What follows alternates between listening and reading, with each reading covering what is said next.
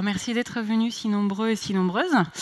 Donc, nous allons parler aujourd'hui d'appli mobile, mais plus largement des enjeux, de nouveaux enjeux de sécurité, parce que nous sommes dans un événement éminemment numérique. Donc, ce serait bien en fait de pouvoir également parler des menaces fantômes, c'est-à-dire des choses qu'on ne voit pas nécessairement facilement, mais qui sont là tout de même. Donc, très rapidement, je fais beaucoup de choses dans la vie. J'écris des livres, je fais des audits, je parle RGPD, et j'ai un compte Twitter où, effectivement, en fait, l'essentiel de mes communications sont du troll. Donc, vous pouvez suivre à vos risques et périls. Et j'ai aussi un produit exclusif qui s'appelle l'humour pourri as a service, dont j'essaierai de vous faire bénéficier aujourd'hui, tant bien que mal. Donc, très rapidement, j'ai cofondé une société, un cabinet de conseil qui s'appelle Defensive Lab. Et on va parler, on fait essentiellement de la sécurité mobile et de la sécurité objet connecté. Donc, mais aujourd'hui, on parlera surtout de mobile. Donc, en fait, la question première, quand quelqu'un avec une vision de sécurité se pose, quand on voit un service, un produit numérique ou autre d'ailleurs, c'est en fait, qu'est-ce qui me menace lorsque j'utilise ce produit ou ce service? Et bien sûr, la question sous-jacente, c'est mais qu'est-ce que c'est une menace? Donc la menace, en fait, peut être multifacette.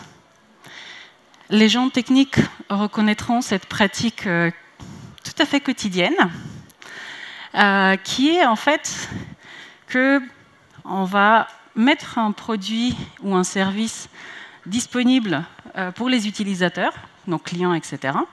Et puis après, on va se préoccuper de savoir s'il résiste à de la malveillance, s'il fonctionne correctement, etc., etc. Et en fait, c'est très simple. Nous, de notre côté sécurité, on va très souvent râler et vous dire « Oh là là, mais il faut vraiment appliquer les correctifs, bien tester tout ce que vous faites, etc. etc. » Et en fait, souvent, nous, on oublie qu'en ce faisant, il peut y avoir des impacts métiers qui sont très négatifs. Exemple, bon, il s'agit ici de systèmes industriels, mais ça s'applique à la santé, ça s'applique en fait à peu près tout. C'est qu'en en fait, en cas de mise à jour du serveur web, rien de bien compliqué, en fait, les exploitants risquent de perdre l'assurance. C'est ballot. Et après, depuis l'entrée en application du RGPD, il y a beaucoup de gens qui se sont retrouvés dans cette situation, moi, par exemple, où, en fait, avant d'arriver sur un site, avant de créer un compte, que ce soit un site, une appli ou autre, en fait, je me pose des questions et je cherche les réponses dans les mentions légales que les fournisseurs de services ont mis en place. Et généralement, j'ai cette tête-là quand j'ai fini de lire. Et après, en fait, il y a d'autres choses encore plus pernicieuses, perverses, si on veut. Vous avez ici un exemple d'un article publié fin février de cette année, pour lequel nous avons fait l'analyse des applications. La question était, prenons 11 applis, largement utilisées par toutes sortes de personnes, qui en fait collectent des données de santé. Il y avait des applis qui en fait étaient utilisées essentiellement par des femmes pour suivre leurs règles, etc. etc. Mais il y en avait d'autres, et on s'est rendu compte que toutes ces applis, ce qu'elles faisaient, vous rentriez vos données, et dans les 15 secondes qui suivaient, tout ça s'était récupéré par Facebook, que vous ayez un compte ou pas. Bon, on était relativement content que cet article sorte, d'autant plus que quelques jours plus tard, face au bruit que ça a fait, il y a eu une enquête fédérale à l'encontre de Facebook qui a été ouverte.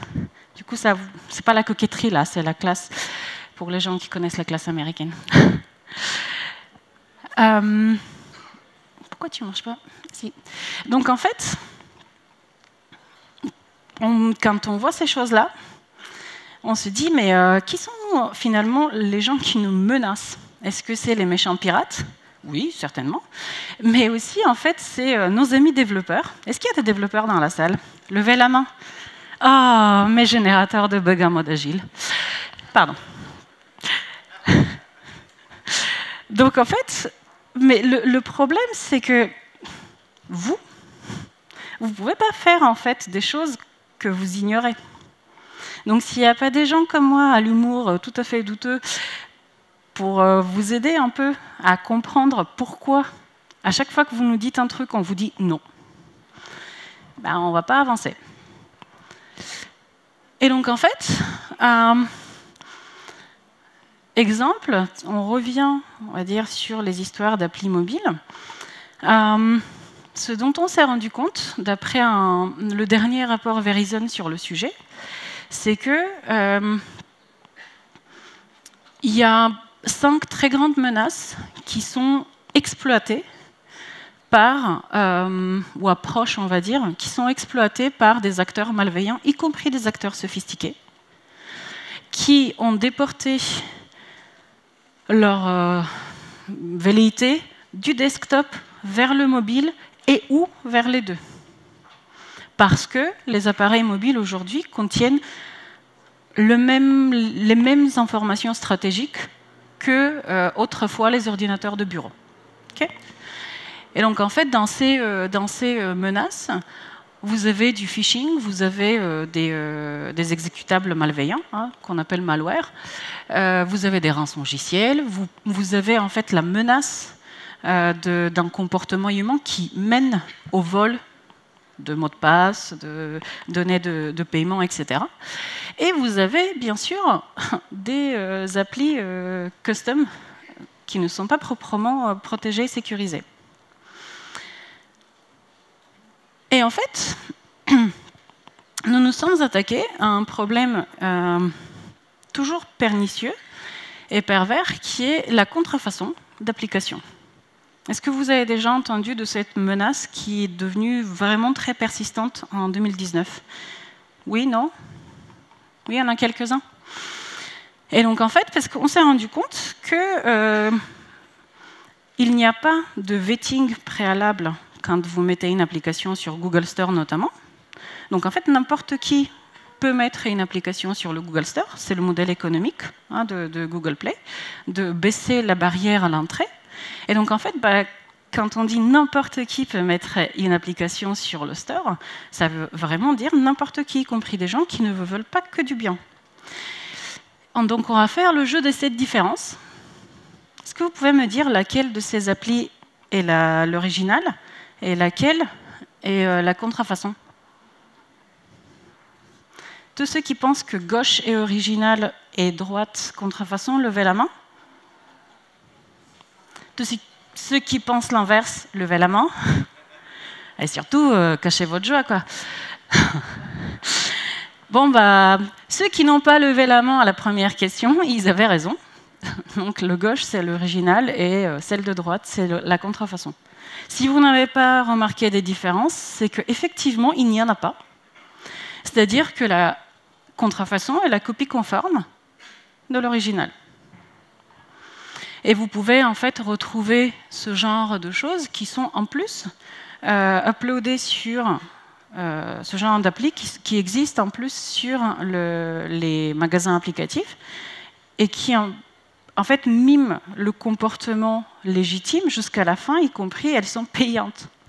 Donc les mecs en fait se servent de deux façons, en vous faisant payer pour installer une appli qui n'est pas du tout l'appli légitime, et après en collectant toutes vos données, y compris les données de paiement, à travers leur supercherie. Mais quel impact ça a sur vous, les développeurs? C'est qu'en fait, on se retrouve avec une réputation du compte développeur qui baisse assez drastiquement, et donc on se retrouve avec des gens qui sont blacklistés sur les magasins applicatifs. Sans parler de la diversion de revenus qui arrive quand en fait, quelqu'un d'autre récupère les achats qui sont faits via votre appli et pas vous. Et on a déjà vu en fait pas mal d'applications comme ça, où les développeurs sont blacklistés suite à ce genre de soucis. Donc en fait, ils n'arrivent plus à apporter des mises à jour, que ce soit de sécurité ou de fonctionnel, etc., à leurs applications. Donc les services tiers qui sont interfacés en souffrent également. Et après, effet boule de neige, ça peut aller très loin et être bien désagréable. Donc en fait, pourquoi je vous parle de tout ça? Parce que très souvent, ce n'est pas très difficile de répondre à une majorité de problèmes de sécurité. Si je vous disais que des gens ne savent toujours pas que le HTTPS, ça existe au XXIe siècle, est-ce que vous me croirez? Il y a une application très célèbre que nous avons récemment auditée, dont je ne peux pas dire le nom pour l'instant, qui a été promue à grande pompe avant les élections et qui collectait des données liées aux opinions politiques des gens, faisait ceci, un HTTP. Nous sommes en 2019. Et nous qui savons que HTTPS existe, nous y sommes bien. Alors rejoignez-nous. Je peux vous expliquer comment on achète un certificat X509 ou comment on le prend gratuitement chez Let's Encrypt. Donc voilà, il y a plein de questions en fait et plein de problèmes qui ont l'air compliqués en sécurité qui ont des réponses très simples. Mais qu'est-ce qu'on fait en fait des réponses plus complexes à des questions tout aussi simples? Donc pour revenir à ma question du début, qu'est-ce qu'une menace? En fait, une menace, elle est effectivement multiforme et protéiforme aussi. La première, parce que je parle à des développeurs, donc bon, je ne peux pas ne pas vous tacler, c'est tester, c'est douter. Vous avez, je pense, tous et toutes vu ce poster chez Commit Strip, non? Mais après, on a en fait tout un tas de systèmes, que ce soit des objets connectés, des robots sexuels, ça arrive de plus en plus. Et le robot sexuel, c'est le vecteur d'attaque par excellence. Vous l'achetez, vous l'avez chez vous, quelqu'un d'autre l'a transporté pour vous, parce que ça pèse quand même pas mal. Et en plus, il parle sur Internet, parce qu'il est connecté le plus souvent. Donc moi, j'ai qu'à rester chez moi, et en fait demander, prendre le contrôle à distance de votre robot ou robot. Je suis inclusive. Et en fait, je sais pas, vous tuer, faire un truc, faire ce que je veux en fait. Il y a ce qu'on appelle toutes ces maisons intelligentes. Et vous avez aussi des situations pas trop rigolotes qui, lorsque vous avez un problème chez Google, il y a des gens qui ont des systèmes de sécurité liés à leur serrure et qui n'arrivent plus à rentrer chez eux. Le 1.0, c'est pas mal quand même parfois. Et vous avez aussi beaucoup d'applis. Et quand je dis applis, je parle plus largement d'applicatifs qui sont en fait qui passent une validation QA et sécurité en fait édictée par the International Institute of l'Arrache, que nous connaissons tous et toutes fort bien. Et après, en fait, il y a des choses qui sont juste liées au fait que ces applicatifs-là sont édités par des boîtes qui évoluent dans un milieu super compétitif, qui ne peuvent pas se permettre en fait, de prendre beaucoup de temps, ou ce qu'ils perçoivent comme beaucoup de temps, et faire des investissements qu'ils perçoivent à tort ou à raison d'ailleurs, comme lourds en matière de sécurité. Ça, on appelle ça le time to market. Et en fait, qu'ils se rendent compte que soit ils se dépêchent, soit ils sont morts. Donc en fait, ils se disent, c'est pas grave, on se dépêche. Et on ne peut pas les en blâmer. Et après, on a vraiment un souci avec les histoires de traceurs ou pisteurs publicitaires, parce que, en fait, comme le dit Amit Serper, un chercheur en sécurité, le hardware, donc tout le corpus en fait de pisteurs, etc., qu'on retrouve, est en fait du malware avec un département juridique. Et c'est vrai. souvent, en fait, de plus en plus de sociétés de sécurité et d'éditeurs de solutions de sécurité classent les composants techniques qui finalement agissent en tant que pisteurs, les classent en malware. Pourquoi? Parce que c'est extrêmement intrusif pour les gens, pour être gentil. Donc en fait, comment est-ce qu'on fait? Parce que c'est bien de pointer les problèmes, mais ce serait bien quand même d'avoir des solutions. Comment est-ce qu'on fait pour maîtriser ces menaces? Quelqu'un qui fait de la sécurité vous dira, vous faites un modèle de menace, et avec lui, vous faites une analyse de risque. OK. Et donc ça implique quoi? Ça implique en fait que je fais un truc que bien sûr tous les développeurs font de manière régulière et soutenue, qui s'appelle la documentation, n'est-ce pas? Et donc, à n'importe quel moment, je peux vous demander votre schéma d'archives, votre matrice de flux, etc., etc., et vous allez me les donner, n'est-ce pas? Parce que en fait, c'est quand je sais ce qu'il y a chez moi, quand je sais en fait ce que j'exploite, comment sont faits mes applicatifs, qu'ils soient mobiles ou autres, quelles sont les dépendances sur lesquelles je me repose pour que ces applicatifs-là fonctionnent, c'est là où en fait, je peux aussi savoir quel est le cycle de vie des données, pour éviter le cycle de vie des ennuis, et en fait construire une stratégie de sécurité. Et cette stratégie de sécurité, elle me permettra en fait de qualifier qu'est-ce qui est précieux pour moi et savoir comment le protéger et qui peut m'en vouloir, en fait, qui peut en vouloir à ces assets-là. Parce qu'en fait, n'oubliez pas que même si dans la vie réelle, on a tous et toutes des contraintes, on est tous et toutes l'utilisateur final de quelqu'un.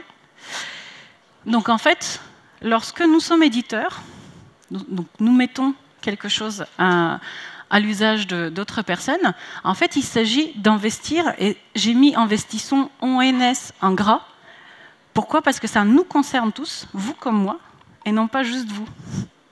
Bon, après, c'est à nous de savoir transformer en fait ce qu'on perçoit comme une dépense pure, donc de l'OPEX, de le transformer en quelque chose de capitalisable, pour ne pas en fait se retrouver dans une situation complexe. Donc cette slide, elle fait toujours rire, surtout les messieurs biologiques ici présents.